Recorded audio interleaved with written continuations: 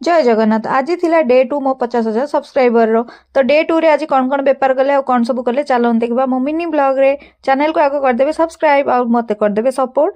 तो ये सका आम दुकान है खोला खोली हो जाता। आज मुझे आसला बेलू झील जहाँ जमी सब सजासजी कर रखी देता। कोबी आसी 3 बस्ता आसला जोटा कि आमको बिकवा था सांगू शाग आज 100 बिड़ा आसला। किंतु आपण कुहुड़ी देखिपुर केते कुहुड़ी होउची। सकाळ तो दुकान खोलु खोलुका लोक गहली होउचंदी मु जानची काहेकि फ्रेश परिया जेहेतु रोची। एटी आज आम परिया आसले देखंतु मटर टमाटो जह्नी कुंदुरी आज आसला भेंडी नुआ परिया हिसाब रे बैगण एका सब आसला। मो परिया बेपार एते भल है जे मते खुशी मते लागिला। कालीर जहाँ बासी परिया टिके रही जाइतला ताकू आमे 10 टंकिया भाग पकेदेलु आ एठी ऊपर दुकान सब सजासजी करदेलु। मूला आज गोटे बिड़ा 10 3 बिड़ा 20 हिसाब रे थिला। साग 2 बिड़ा 10 5 बिड़ा 20 कोबी गोटा 30 40 नल 2टा 50 माने सब भेराइटी रो अवेलेबल अछि जिंस आपण जोटा खुशी अनुसार नहीं पारिबे।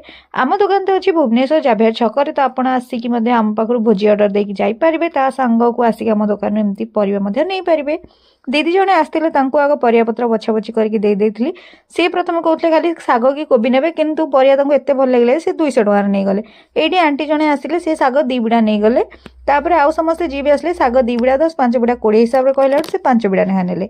आज बेपार साग बहुत भल बेपार है। एते जल्दी सरजियो बोली मु भाबी मध्य नथिली। आज एते कुहुड़ी पड़ला आपण देखि परथे भुवनेश्वर एते कुहुड़ी माने कहिबार नाही। मुह को मुह देखा जाउ नथला अल्प बाट गले मध्य। एही कुहुड़ी आ ठंडारे लोक माने घरु बाहर नथले किंतु आमे देखंतु बेपार करिया जाई बसी पड़थिलु काहे ना एउरा होउची सब कष्ट। तो आमे निहाती कष्ट करूचु। तो एमिति कुहुड़ी रे बसिबाटा माने पूरा कष्ट कहले चले। रास्ता ऊपर छता टाणी आग बसी पड़ली बेपार करिया पई। तापर आस्ते आस्ते जे जहाँ सौदा मागिला ताको देई देली। साग तो सरेबार एमिति रे भी थिला तेणु करी गोटे बिड़ा ने एक्स्ट्रा मध्ये देइथिली। जे आज सौदा नहीं चंदी समस्त बहुत खुशी रे नहीं चंदी। आ एठी जने भाई आसले से कोबी एकाथरे 10टा नहीं गले माने कोबी दी अखारु हमर 10टा कोबी एकाथरे से नहीं गले। आउ जने आसिले आंटी सी मध्ये कोबी नहीं गले। एठी आउ जने अंकल आसले से साग 2टा 10 5टा 20 कहले हडू से 5टा मध्ये नहीं गले। पालंग साग आज एते सेल नथिला काहे कि ना आज आइंस बारी जेहेतु नथिला। एठी आपण देख परथिबे आउ जने आसले हम गोल्डन कस्टमर से पूरा दी जरी भरी की सब परिया पत्र नहीं गले। तो एठी आस्ते आस्ते खरा पड़ला आ हमर सब जिंस मध्ये सरी गला। लोक खरा पड़ले ही घर बाहर की जल्दी जल्दी आसिक नहीं जाती। अंकल जने आसले जो बंधा को भी 30 टका दिया होचे तांको आज 20 टका नखारे दिया हे गला काहे ना से 4टा नेबे कहले बोली।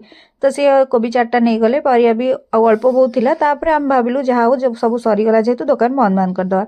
दुकान बंद बंद करके कोबी पत्र जहा था ताको उठा उठी करके पूरा भल से रखी देली। तापर आसिले हेरी मु कष्ट करी इनकम करिथिबार पैसा गणिया पई। आजिरो मिनी ब्लॉग रे एतिके। परिया बेपार आज बहुत भल हैला खुशी मते लागला। पुणी देखा नेक्स्ट वीडियो रे किंतु चैनल को कर देबे सब्सक्राइब वीडियो कर देबे लाइक। बाय बाय जय जगन्नाथ।